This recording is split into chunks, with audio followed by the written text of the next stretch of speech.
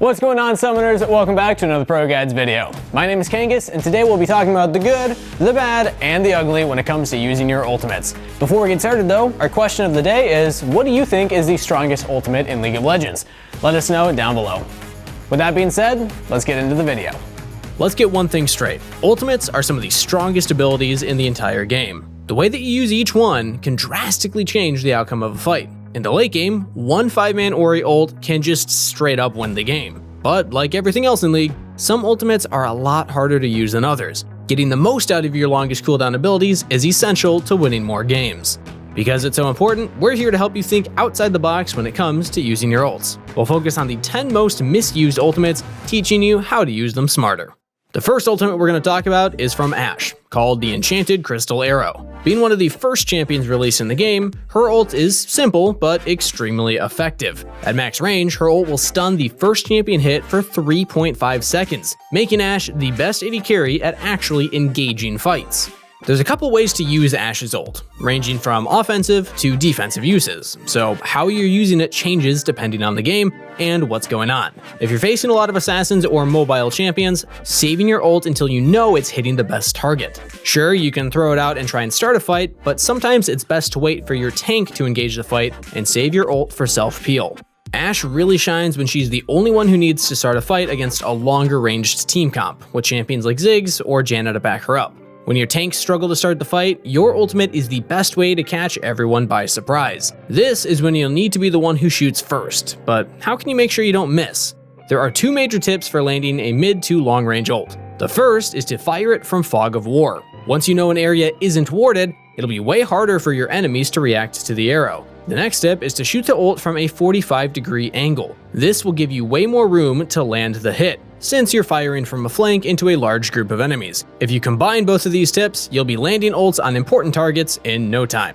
The next ult we'll talk about is Bard's ult, Tempered Fate. This is one of the hardest abilities to master using due to how diverse it is. Most players struggle to try and do anything other than just straight up engaging fights. While this is a good use, it'll be hard to land due to how telegraphed it is. Let's dive into all of the other interesting ways to use Bard's ult. Remember, Tempered Fate puts everything into stasis, meaning nothing is affected for 2.5 seconds. This can of course be used as a stun, or it can be used as a freeze Zhonya's. Bard's ult works on structures and monsters as well, temporarily freezing even the big ones like Baron and Dragon.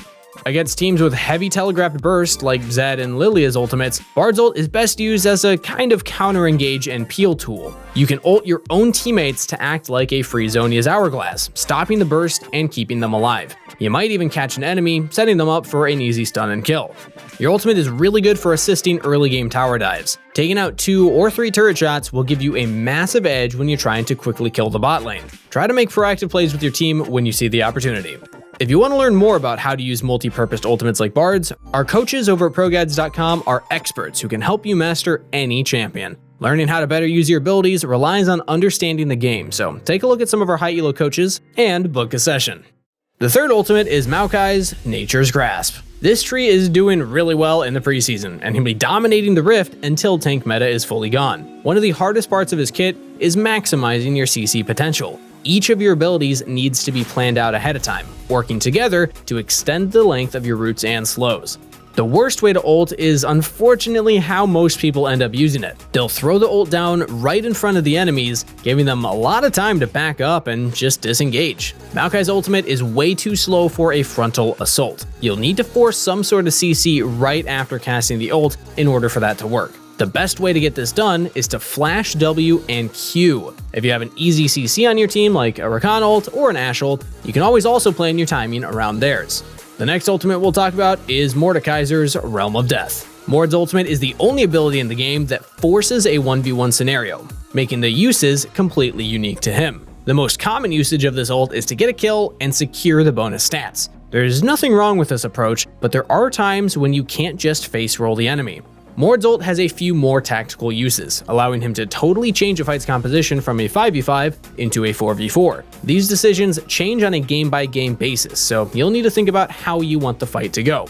For example, if the enemy Kog'Maw and Lulu are super fed, you might just die to Kog'Maw if you pull him into the Death Realm. Later in the game, he'll even buy a QSS. In this case, stealing Lulu, who is usually the one protecting Kog'Maw, is a totally viable option. She's much squishier, you can take her out in the ult, and your team can hit the Kog'Maw while you're distracting her. Another thing you can do is ult targets while they're in an animation. For example, ult Ornn before he can knock back the second part of his ultimate. Take away an ulting Katarina to keep her away from your squishies. Best part is, people rarely see this coming. Moving on to number 5, Shen's ultimate, Stand United. This ult is difficult to use since you need to time it right in order to get any real value. If you go into a fight and get nothing out of it, chances are you've lost a lot of gold from the side lane. And the worst ults are way too early, making it easy for the enemy team to disengage.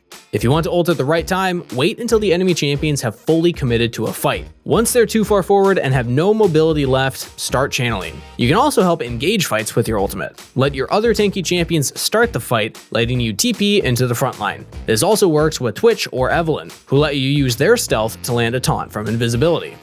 The next ult we'll talk about is Thresh's The Box. Most players will wait until they've hooked someone and gone in to use their ult. This is a solid way to use the ability, but there are definitely times when saving the ult is a better option. The truth is that the ultimate is a bit overkill on the person hooked, since they usually die before even touching the box.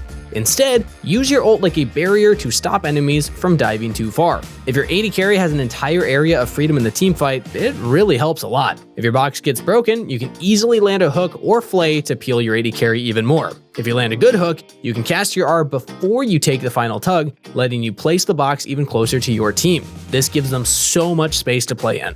Our next ultimate is for another support, Lulu. Her wild growth has a few different uses, but most of the time, it's really just saved for the AD carry. Depending on the game, this could be the best usage, but we're looking at the games where your AD isn't quite doing much. In these situations, you need to identify the next carry on the team and make sure you play around them. If you're looking for a more offensive approach, ulting teammates that instantly get into fights like a Malphite or a Jax can give your team an extra Malphite ult. The knockup and slow provides great utility to keep a lot of champions in place. In the laning phase, you can even flash ult yourself into the bot lane duo to force an engage. It's not always the best option, but hey, it's fun. The next ultimate that we'll talk about is Kennen's Slicing Maelstrom. This ult is one of the strongest teamfight abilities in the entire game, mostly due to how versatile it is. A lot of players focus way too hard on diving the backline and end up in terrible positions that end up losing the game. While you're a powerful damage tool, you aren't always suited to be the main one going in. Kennen works best as follow-up engage, as long as he's going AP. Your goal in a team fight is to land as many stuns as possible, but you need to prioritize the important stuns. If you just chain stunning the tanks, nothing is really going to happen. Watching how the damage dealers play is how you decide when to use your ult. Against hard to reach backlines like Anivia and Ezreal, try to set up a TP flank from behind. This is often the best way to win a game, and the most effective way of solo engaging as Kennen. Against more standard compositions, a flash will usually cover the distance if you're following up on another player's engage. If you want to solo engage, you need to E from a corner and instantly flash. This is the best way to play against comps with a lot of melee champions. If you're facing a lot of assassins, it's probably best that you posture closely to your own backline. They'll never be able to kill a teammate without you getting a kill back. The worst thing you can do against a team like this is to try and engage a fight yourself, leaving your backline alone and usually dead. FIZZ's ultimate is the next on the list. Fun fact, one of the most commonly missed skill shots in the game. The speed is slow and the animation is obvious, making it really easy for your opponent to step out of the way. But let me tell you, throwing blind ultimates hoping to land one, that's not the way to go. Even if you did land one, let's be honest, it was mostly your opponent messing up. It might feel bad, but missing an ultimate isn't supposed to be a bad thing. The massive AoE that it leaves behind is one of the best zoning tools in the entire game, closing tight areas in the jungle and forcing summoner spells or dashes. It's totally fine to throw a random ult if you know that it'll land in a good spot afterwards. To make it easy, look for times when any of your team lands CC. If your team has no CC aside from your ult, focus on the zoning potential to decide when you can throw one. Sometimes missing, but blocking off an escape path is good enough. And our final ultimate is Lucian's The CULLING. On paper, it sounds like you can't mess up this ult. The only hard part is, of course, landing it, and getting full value doesn't happen often. If you're too far, your damage will be easily avoided. If you're too close, you probably shouldn't be casting your ult. The best time to use Lucian's ultimate is to pressure your opponent into a bad position. If you know you can force the enemy team to move into a small jungle corridor, threaten them with your damage. You don't need to land all the damage if you made your team fight stronger. Your ult is also good at following up on engage without committing too hard. If your Senna lands her root, just start ulting. you'll land most of your bullets and haven't used any of your other important skills. Well, that's all the ultimates on our list. We really hope you enjoyed the video, and make sure you answer the question of the day down below. In a previous video, we asked, what's your favorite ice cream flavor? And Niger said strawberry cheesecake and Bordeaux cherry. Don't even know what that second one was, but it sounds great. Also, if you want to see more informational content for League of Legends, make sure to subscribe to our channel. And thanks so much for watching. As always, best of luck on the Rift, stay hydrated, and wash your hands.